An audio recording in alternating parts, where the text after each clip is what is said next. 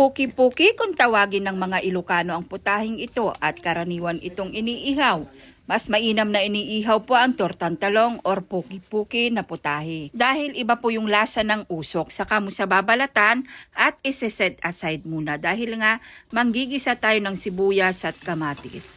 Kailangan dapat durugin muna yung kamatis, madurog mabuti para lumabas yung katas. At saka mo hihiwain, guguntingin yung inihaw mong talong. Ang pangit lang pakinggan yung kanyang pangalan pero pag natikman mo to masarap. At igigisa mo sa may patis. Siyempre, wag na wag mong kakalimutan yung itlog.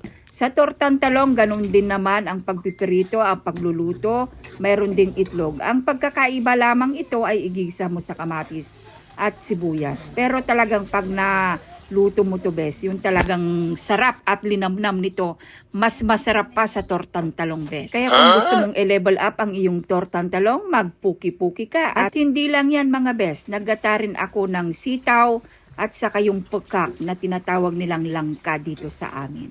Napakasarap din ito mga bes. Sinahugan ko lang ito ng yobab. Tapos gata lang, ginisa ko lang, tapos nilagyan ko lang gata. Ganun lang, napakasimple lang.